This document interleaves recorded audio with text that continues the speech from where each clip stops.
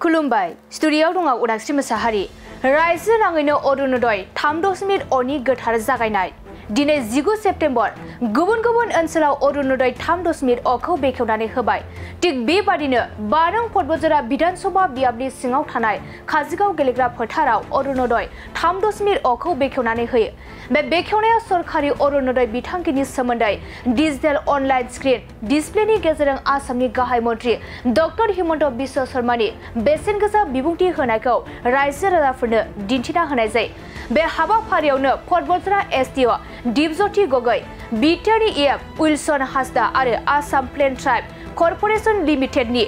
मानगोनां बनेन्द्र मोसाहारि टीसीएलसीसीनि मासिगिरि उत्तम हाज'वारि पर्बतजरा जिल्ला इउपिपिएल आफादनि आफादगिरि प्रसेन कुमार ब्रह्म बिथांमोना बाहागो लायो आरो बे गोब्राब सान्दुंनि दुंखावनायनि गेजेरजोंबाबो गोबां दाब दाब ओनसोलनिफ्राय रोजा रोजा रायजो राजाफोरनि बाहागो लानायखौ नुनो मोननाय जादों। আমি গৌৰৱ অনুভৱ কৰিছো যে অসমত এনেকুৱা মুখ্যমন্ত্ৰী পাইছো যিয়ে সঁচাকৈ ৰাইজৰ কথা চিন্তা কৰে প্ৰত্যেকজন ব্যক্তি প্ৰত্যেকজন পৰিয়ালৰ কথা তেখেতে চিন্তা কৰিছে আৰু সেই মৰ্মে লোকসভা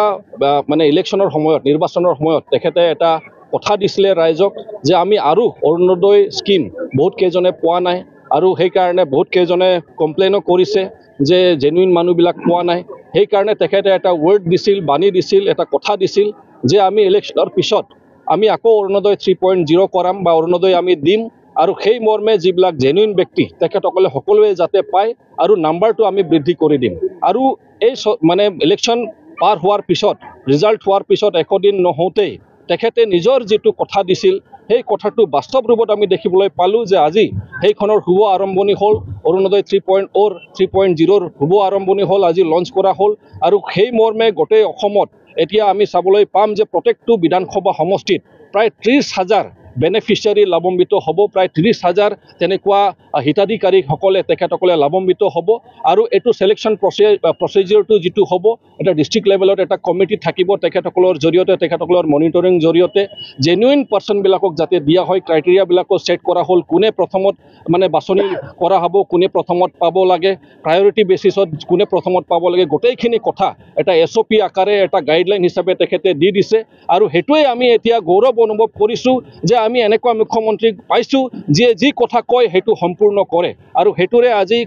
আমাৰ পৰ্বতঝৰা যিটো বিধানসভা সমষ্টি হিচাপে আজি আমাৰ কাজিগাঁও গাঁৱত প্ৰগ্ৰামখন অনুষ্ঠিত হ'ল আৰু ইয়াত বহুত আমাৰ মহিলাসকলে আহিছিলে বহুত ব্যক্তিসকলে আহিছিলে আৰু লগতে ইয়াত যিখিনি লঞ্চ কৰা হ'ল এতিয়া আমাৰ জানুৱাৰীৰ ভিতৰত প্ৰচেছটো কমপ্লিট কৰা হ'ব কিন্তু দুখৰ কথা যে এতিয়ালৈকে বহুতে মানে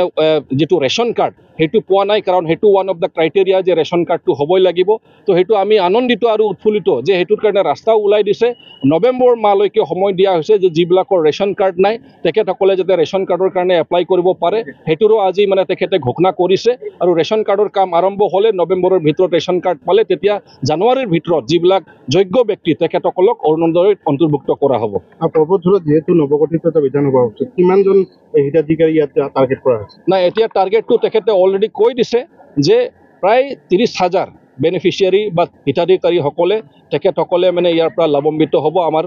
নতুনকৈ মানে গঠিত হোৱা আমাৰ পৰ্বতঝৰা বিধানসভা সমষ্টিৰ পৰা অলপ আপ ডাউন হ'ব পাৰে বেছি হ'ব পাৰে অলপ কম হ'ব পাৰে কিন্তু 30,000টো আমি এভাৰেজ ধৰিছোঁ ৰাজনীতিক প্ৰশ্ন আহিলোঁ যেহেতু BPF আৰু UPPL ইতিমধ্যে এক হোৱাৰ এক সিদ্ধান্ত গ্ৰহণ হৈছে যদি এক হয় তেতিয়াহ'লে BJPৰ লগত আপোনালোকৰ মিত্ৰতা থাকিব নেকি মই ভাবোঁ যে এতিয়া কেন্দ্ৰীয়ত NDA যেটা এলায়েন্স চৰকাৰ চলি আছে তাতে মানে যৌথভাৱে আমাৰো BJPৰ নেতৃত্বতে চৰকাৰ চলি আছে আমাৰ UPPLৰে এতিয়া লোকসভাৰ এটা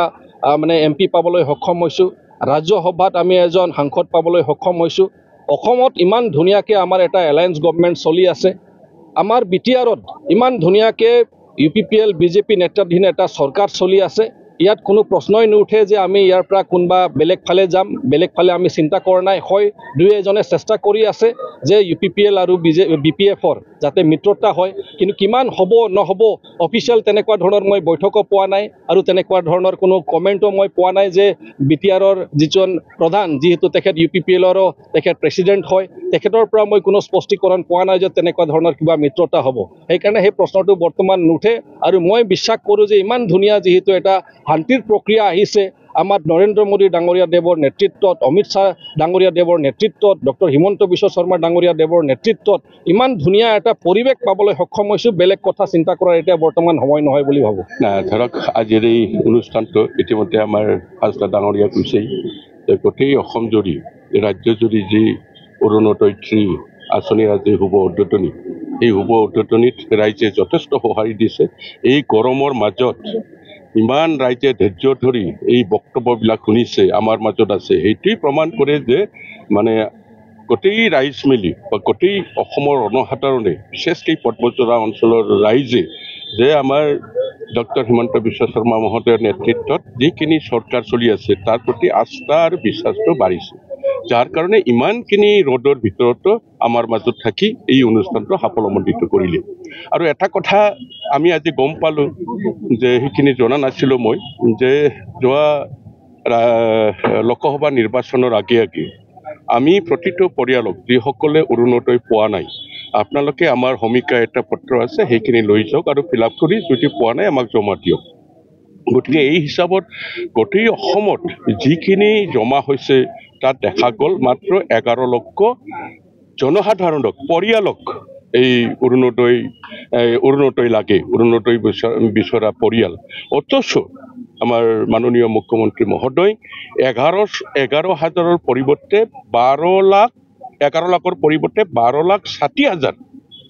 1,60,000 বেছিকৈ আবণ্টিত কৰিলে। গতিকে এই হিচাপত থাকিব নালাগে আৰু অৰুণোদয় বিচৰা পৰিয়াল, আৰু যদি থাকি যায় 12,60,000 দিয়াৰ পিছতো যদি অৰুণোদয় পাবলগীয়া থাকি যায়, তেনেহ'লে মই ভাবি ল'ম যে কিছু বিৰোধী দলৰ সেই সময়ত এই ফৰ্মখিনি লোৱাৰ ক্ষেত্ৰত বাধা প্ৰদান কৰাৰ কাৰণে আজি প্ৰকৃত তথ্য যিবিলাকৰ প্ৰকৃতপক্ষে পোৱাৰ প্ৰয়োজন আছিল, এইবিলাকৰ প্ৰতিফলিত নোহোৱাৰ কাৰণে আজি বঞ্চিত হ'ব লগা হ'ব। খুব ভাল লাগিছে আজি এই পৰ্বতজৰা 5 নং পৰ্বতজৰা এতিয়া বিধায়ক নাই, এইটো নতুন সমষ্টি। ইয়াত বহুত কেইবাটাও সমষ্টি আহি লগ লাগিল। এতিয়া এটা সমষ্টিত 30,000ৰ কথা কৈছে,